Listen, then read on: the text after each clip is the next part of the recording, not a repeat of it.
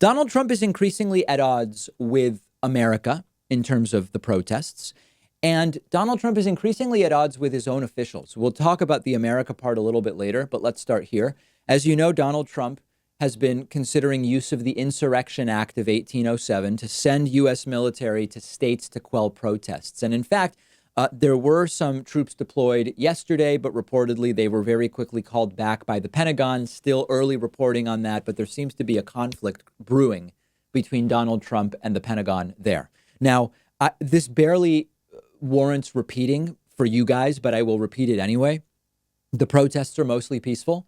They are also increasingly peaceful. With every passing day, we see protesters policing themselves more and more, rooting out people who want to cause trouble, and that's a very good thing to see. Well, Donald Trump is thinking about, could we maybe send tanks to the streets to intimidate people?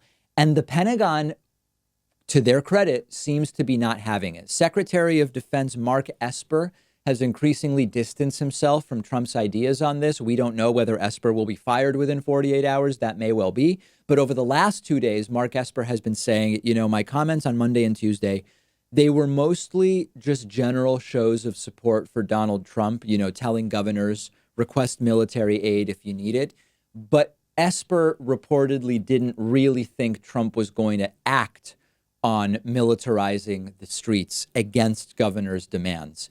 This is a huge mistake by Mark Esper. Mark Esper underestimated the erratic and dangerous nature of Donald Trump's out-of-control authoritarianism. What we are learning, and what every Trump official should know by now, is that it's very dangerous to placate Donald Trump with the, oh, yes, Mr. President, the military. Yes, sure, Mr. President, of course, because now Trump is actually asking, hey, what kind of tanks could we maybe send to the streets of America, according to what a Pentagon official told the Daily Beast.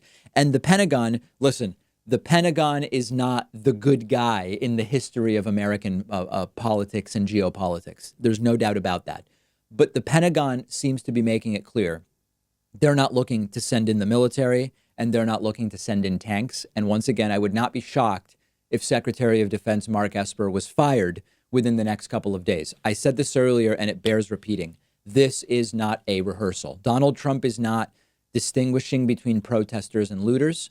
Donald Trump had protesters smoked out to clear a path so that he could take a picture with a Bible in front of a church a few days ago. And I want to point out something else. A lot of either ignorant people or bad faith actors, you can never really tell with some of these people, they are trying to conflate the state National Guard with Trump sending in federal troops. And I really want to make clear that there's a big difference here. National Guards are run by states. Governors, for example, a couple months ago brought out their respective state National Guards for coronavirus-related help. They've also brought out their state National Guards around the protests.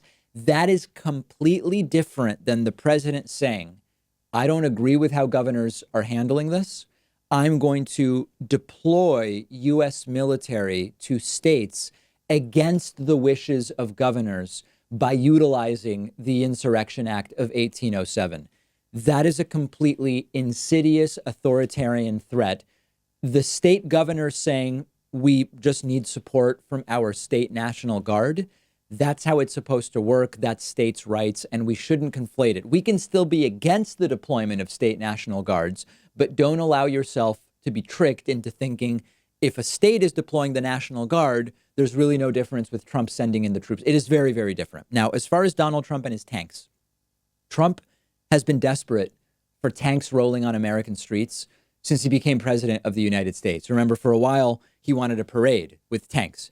He wanted it to happen for propaganda reasons. Now Trump wants tanks out there to repress protesters. He just wants tanks out there at his say-so. That's really what it comes to. He wants, I don't know if it's his own version of Tiananmen Square, or if Trump believes that the strength that will be portrayed by tanks rolling at his say-so will reflect positively on him. I don't know exactly what Trump is thinking, but this is all authoritarian dystopia. Protests, repress them with the military. Tanks, roll them down American streets. And by the way, I mean, this is like so minor, given what's going on. Rolling tanks down American streets is extremely damaging to the streets, to the roads in a physical sense. I don't know if Trump knows that, but tanks are not meant to be rolling down American streets, or better said, streets are not meant to handle the weight and characteristics of tanks. And, who's going to repair that? Is Trump going to pay for that? Trump keeps talking about doing infrastructure spending, and we're still not doing it. Just like a minor coda to the broader story that we're dealing with here. We're going to have more on this, a lot more, in fact, on the David Pakman Show Instagram page, David Pakman Show. Make sure you're following us there.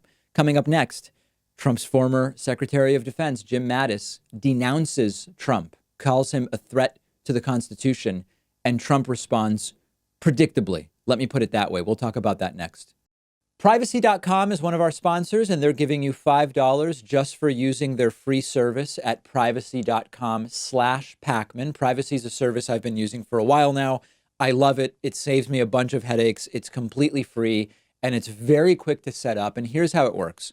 When you pay for something online or over the phone, instead of exposing your real credit card number, Privacy lets you generate virtual card numbers. The payments are withdrawn from your checking account, but your real card number stays completely private, and you do it all with one click. You can autofill the card number in your web browser, on the phone.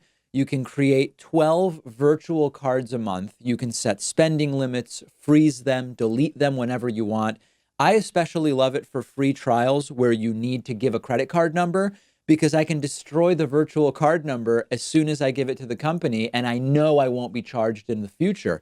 If you're ordering food over the phone, why do I need to give a restaurant my real card number if I don't have to? Companies don't have to know who you are. Your real credit card number is protected from the data breaches that happen, unfortunately, more often than we would like, and it's completely free. They do have a paid version with different tiers where you can create more virtual credit card numbers per month, cashback rewards, extra security features.